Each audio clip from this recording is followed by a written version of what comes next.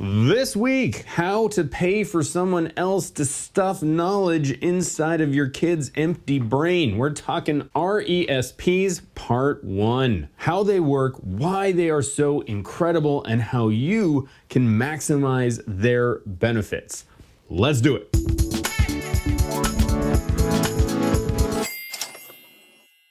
Hello, everybody. Good to be back after a week off. My name is Max. I'm an accredited financial counselor operating out of Vancouver, British Columbia, Canada. If you're watching this video, that means you've probably been blessed with a child, and you're thinking ahead about how you are going to afford to pay their way through university or college or, I don't know, elephant parkour training. Now, this is a real concern. And I should know, I worked at a top 40 university for over a decade. And let me tell you something, tuition only goes up. As we speak, that same university is doing something they call the tuition consultation, where they are asking students how they feel about them raising prices. They will receive 1,300 to 1,500 impassioned pleas from the student body to not raise tuition, and they will ignore every single one of them. Tuition does not and will never go down. It only goes up. So if you want to pay your kid's way through university, the sooner you start saving, the better. So that's the bad news. The good news is that the Canadian government has created the Registered Education Savings Plan to encourage us to save now for future education costs. The government wants you to save for your kids' education so badly, they will match 20% of your RESP contributions with no effort by you, and they will let your money grow in that account tax-free. If you're not sure why tax-free growth is such a big deal, I encourage you to watch my whole series on the TFSA. Now, there are some limitations, which we're going to get into in a moment, but we're talking about free and easy money here. In fact, the hardest thing about taking advantage of an RESP is that you need one of these to do it. You know what? Using a picture of a kid actually makes me feel a little weird, so let's use a Sprout from the old Jolly Green Giant commercials instead. Now, opening an RESP account is not as simple as opening a TFSA or an RRSP. Not every bank offers them, and the ones that do will want to talk to you on the phone or in person to make sure everything is set up right and that you understand how they work. You can open one up with the brokerage, and they will be more hands-off, but you won't have any guidance on what to invest the money in. So, don't YOLO away your kid's education fund. Whether you go through a bank or a brokerage, you're going to need your kid's SIN number, so you can't set this up while they are just a peapod. Okay, so let's say we've called our bank, talked with them for an hour, they, got the RESP tied to a mutual fund investment, and now we transfer, let's say $500 into the account. With no further action by you, the government will inject an extra 20% into that same account, usually within a month. In this case, that's an extra $100. Yes, you put in 500, and now, as if by magic, it has grown by 20%. Rejoice, because that is pretty damn exciting. To put that into some perspective, Vanguard's total stock market ETF, ticker symbol VUN, in 2020 raised in value by 18%. The RESP, with no effort and no risk, instantly beats any other responsible investment you can make. That is so incredible, it almost makes me want to have a kid. Almost.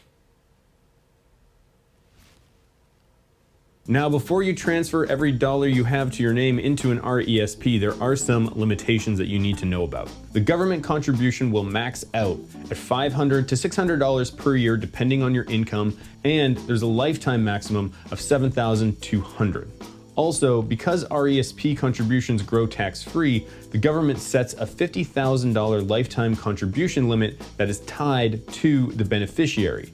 This means that you and your wife, the grandparents, and your wife's friend from work can all contribute to Sprout's RESP, but the total contribution can't exceed $50,000. Now, we're gonna go into a detailed RESP example by the end of this video, I promise, but first, I wanna skip ahead to the end of the RESP lifecycle. So we can talk about what happens when you actually wanna use this money for your kids' education. So now, let's imagine it's 18 years in the future. Sprout is an awkward 18-year-old and was just accepted to, jazz studies. Oh yeah, this guy looks like he likes jazz, for sure. He probably plays the flute. Now, the government doesn't let you, the person who contributed the funds, simply withdraw the money and pay whatever education expenses. Instead, the money is disseminated to the beneficiary, who actually has to pay tax on any money that was earned inside of the RESP. So when the time comes to access those funds, you'll want to parcel them out over several years to keep your kids' taxable income low. Now, you might be asking yourself at this point, well, what happens if my kid decides not to go to post-secondary? What if by some chance he gets super kicked by the young bucks in a bingo hall?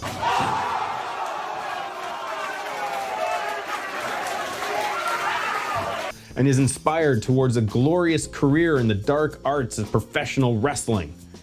Well, you have options.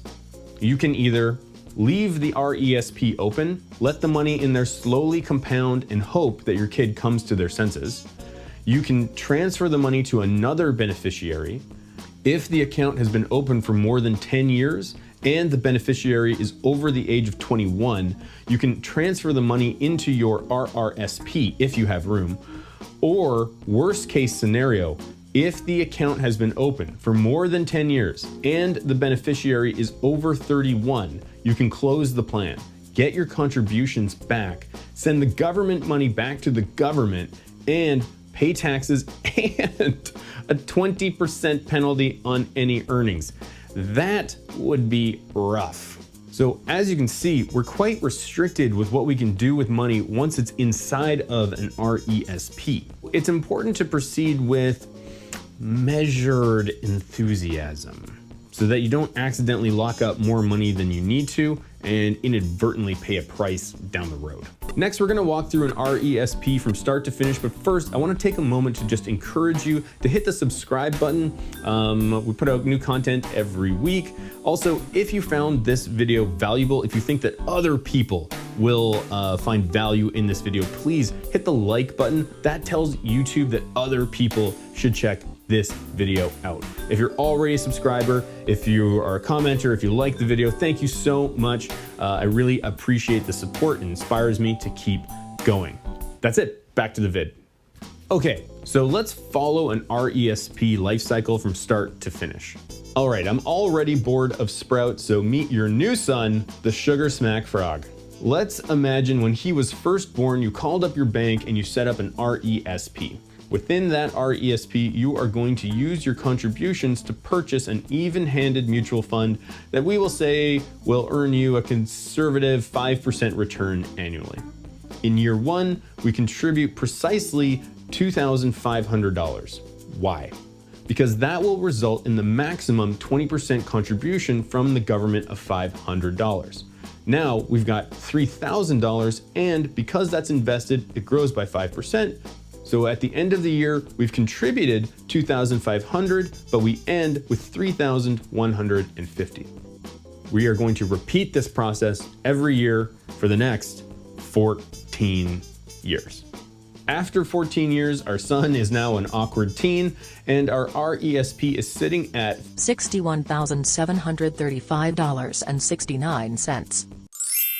Now, at this point in the game, we've received $7,000 from the government. Remember, the lifetime max is $7,200. So in year 15, we're only going to contribute an additional $1,000, receive our final $200 from the gov, and from there, we sit back and we let the whole thing ride. By the time our boy is a fully grown 18-year-old, our RESP has increased to almost $77,000. We've contributed $36,000. The government has put in $7,200, and the magic of compound interest has done the rest. Now you might be asking, Max, if the lifetime contribution is $50,000, shouldn't we be maxing that out? Max that out. Max it out with Max. What could that be a series of? Max it out with Max. What were we talking about? Lifetime contribution limits. Yes, you could absolutely max out your RESP contributions to $50,000. But consider this. We've already capitalized on the government contributions, so the only benefit going forward is the tax-free growth, which is great. But don't forget, it comes with all of those withdrawal restrictions. So if we want to save more, why not utilize the same tax-free earning potential of your TFSA instead? You'll have the same tax-free earning power, but with none of the restrictions. Now, if you don't have any more TFSA contribution room, then maxing out your RESP could absolutely make sense, especially if you have extra room in your RRSP to absorb that money should the sugar smash, oh God, what am I even talking about? I've lost my mind. Oh my God. Especially if you have room in your RRSP to absorb the money should Sugar Smack's frog drop out to become a beatnik. Thank you. Thank you. Ugh, so ridiculous. Okay, let's summarize. RESPs allow savings to grow tax-free and will provide an instant, risk-free 20% return on your savings, and that is amazing. The maximum you can receive from the government is $500 per year, $7,200 lifetime. If your kid doesn't use their RESP funds, you can regain the money, but you might end up getting burned. So maximize the government contributions, but look to save any additional money via TFSAs. Okay, I hope you found this video valuable. We've really just scratched the surface when it comes to RESP, so look for the part 2 of this video series, where we'll go into some options for folks who are unable to contribute to RESPs and how they can still take advantage of those, and we'll look at some of the different provincial programs that are out there that can help add to your pool of funds that you are saving for your kids' education. If you have any questions, ask in the comments below. You can find me on Instagram, Max Mitchell Money. Reach out if you want to work together. I can absolutely help you one-on-one. Check out my website, maxmitchellmoney.com. And that's it. I will catch you guys hopefully next week.